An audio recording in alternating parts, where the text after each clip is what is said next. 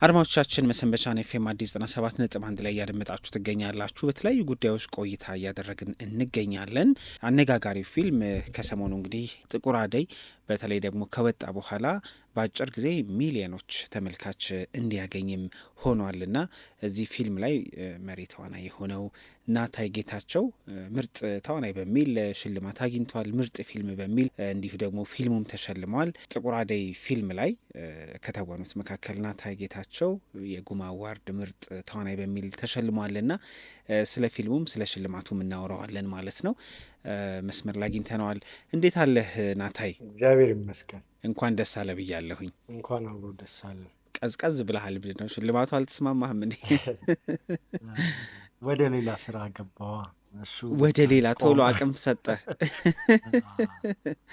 ስለዚህ ሽልማት ብዙ ጊዜ ምን ይባላል ወይ አደራ ነው ወይ ደግሞ ሌላ ብርታት አለው እና በደስታም በፍርሃትም ውስጥ ሆነን ነው የምንቀበለው ይላሉ ብዙ ተሸላሚዎች። እኔ ስለማላቀው እንግዲህ እስቲ አንተ ንገረኝ፣ እንዴት ያለ ስሜት ነው ያለ? ብለኸዋል። በቃ በፍርሃትም በአደራም ለነገ የቤት ስራ ሰጥቶን የሚያልፍ ጉዳይ ነው ሽልማት ማለት። ስለዚህ በዛ ስሜት ውስጥ ሆኜ ነው የተረከብኩት ነው የምትለው? በዛ ላይ ደግሞ እጩ የነበርኳቸው ሰዎች ያው አይታችሁት ከሆነ በጣም ኢትዮጵያ ውስጥ አሉ የምንላቸው ለእኔም አሪያ የሆኑ ሰዎች መካከል ስለነበረ እኔ ኤክስፔክት አላረኩም እና ሞር በጣም ትልቅ አደራ ነው ለእኔ የሚሆነው። እንግዲህ የዘንድሮው የጉማ አዋርድ የፊልም ሽልማት ላይ ናታይ ጌታቸው የዓመቱ ምርጥ ተዋናይ ተብለሃል። ከዛ ባለፈ ደግሞ ፊልሙም እንዲሁ ምርጥ ፊልም ተሰኝቷል። ብቻ ጥቁር አደይ ተሳክቶለት ነው በእለቱ ከመድረክ የወረደው። ስምህ ሲጠራ ምን አልክ? መቼም አንዳንዴ ስራን ስንሰራ ለሽልማትም ባይሆን ጥሩ አድርገን ለመስራት እናስብና ሌሎች ሰዎች ደግሞ አይተውት እውቅና ይሰጡናልና እንደው ስምህ ሲጠራ እና ደግሞ ፊልሙ ደግሞ የሰራችሁበት መንገድ አስቸጋሪም ስለነበረ እንዴት ያለ ትርጉም ነበረው ናታይ? ኤክስፔክት አላረኩም። በተለይ እንግዳ ሰው ሀብቴ አለ፣ ግሩም አለ፣ በጣም ከባባድ ፐርፎርማንስ ያላቸው ሰዎች ናቸው እና ኤክስፔክት አላደረኩም። የኔ ስም ሲጠራ በጣም ነው የደነገጥኩት። እኔም እንደገናም ደግሞ አብዛኛውን ህዝብ ደግሞ ይገባሃል ያንተ ነው ምናምን ሲለኝ ሞር ተጽናናው እንጂ እስከ ዛሬም ድረስ ደንግጬ ነበር። ድንጋጤው ነው ቅዝቅዝ ያደረገ እንጂ እንዲህማ አልነበርክም ስሰማ። ደንግጬ ነበር እና ቶሎ ብዬ የእመቤቴን ስም አመስግኛለሁ፣ የግሸኗን ስም አመስግኛለሁ እና የእሷ ክብር ስለሆነ ለእሷ ሰጥቻለሁ ክብሩ።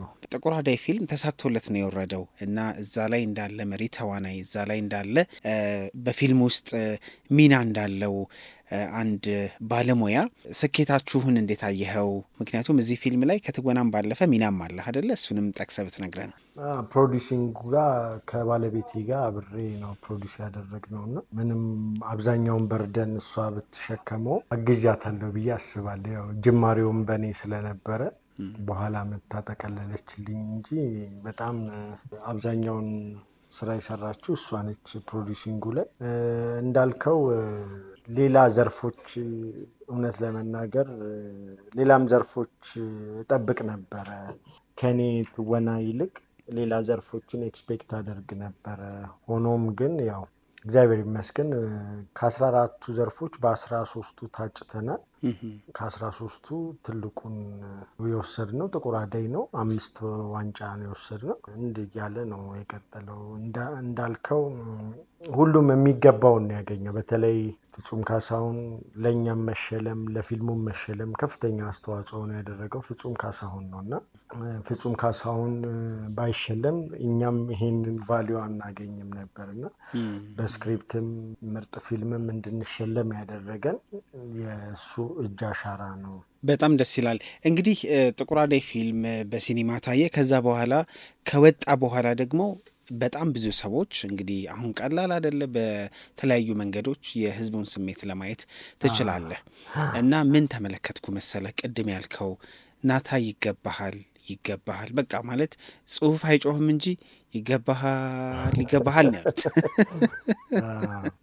እና እኔም ደርሶኛል እውነት ለማለት። እስቲ ንገረን ስለሱ ከወጣ በኋላ ሰዎች ስለሰጡ ሁሉም ሰው ጋዜጠኞችም አድናቂዎችም ተመልካቾችም ባለሙያዎችም በአንድ ተስማሙልኝና ደስ አለኝ።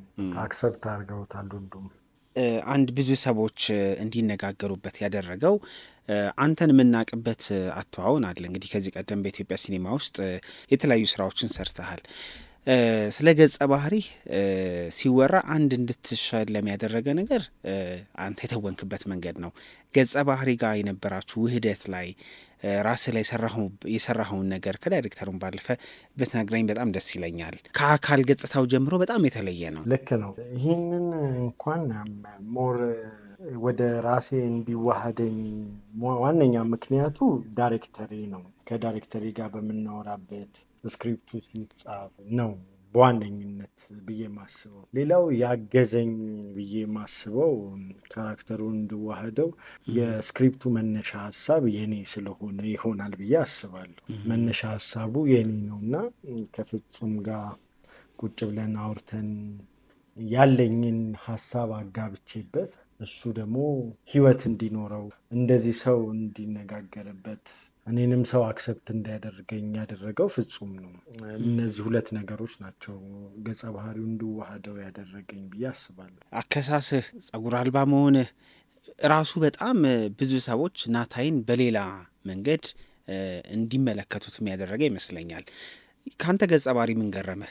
ለእኔም በጣም ፈታኝ ነበረ። በዛ ላይ እንደነገርኩህ እነዚህን ካራክተሮች መጫወት ብቻ ፈተና ሆኖ ሳለ እነዚህን ደግሞ ነገሮች ሙድ ሲጠይቅ ኢንቫይሮንመንቴን ማስተካከል ሲገባኝ፣ እኔ ግን ያው ጥቁር አደይ ላይ አጋዥ ፕሮዲሰርም እንደመሆኑ መጠን የቲም ስራም እንደመሆኑ መጠን ብዙ ነገሮች በርደኖች ላይ ነበሩና እነሱን እየጨረስኩ ሎኬሽን እየጨረስኩ ምን እያልኩኝ ነው ወደዚህ ካራክተሮች እገባ የነበረውና እኔ እንደውም እውነት ለመናገር እንደዚህ አክሰፕት ይደረጋል ብዬም አልጠበቅኩም ነበረ።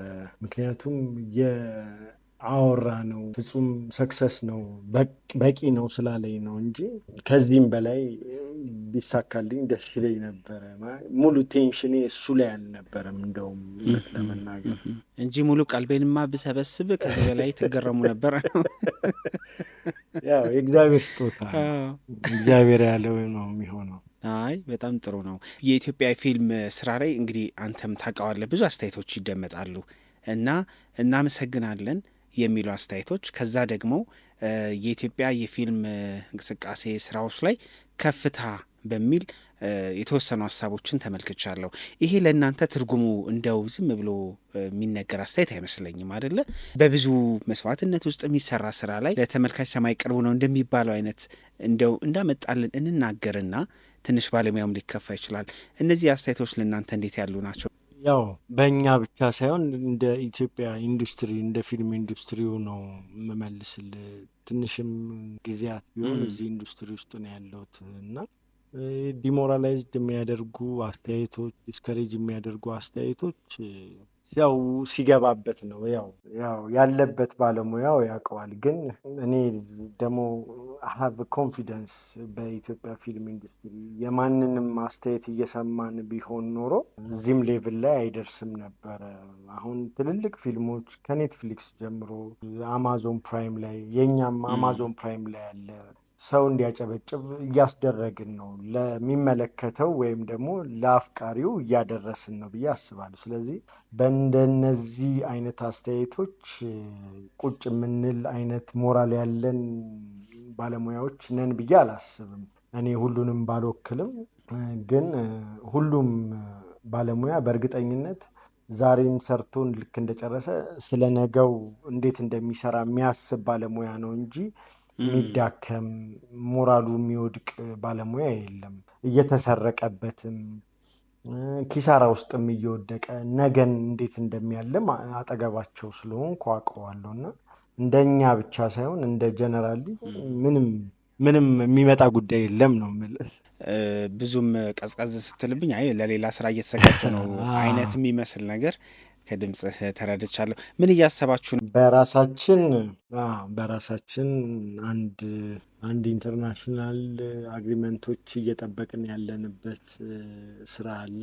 እኔ ደግሞ በግሌም እንደ ባልና ሚስት በጋራ የምንሰራው አሁን የነገርኩ ሆኖ ሳለ በግሌ ደግሞ ካስቶች መጥተዋል። በጣም ቆንጆ ቆንጆ ስክሪፕቶች መጥተዋል። እነሱን ስክሪፕቶች እያነበብኩ ነው።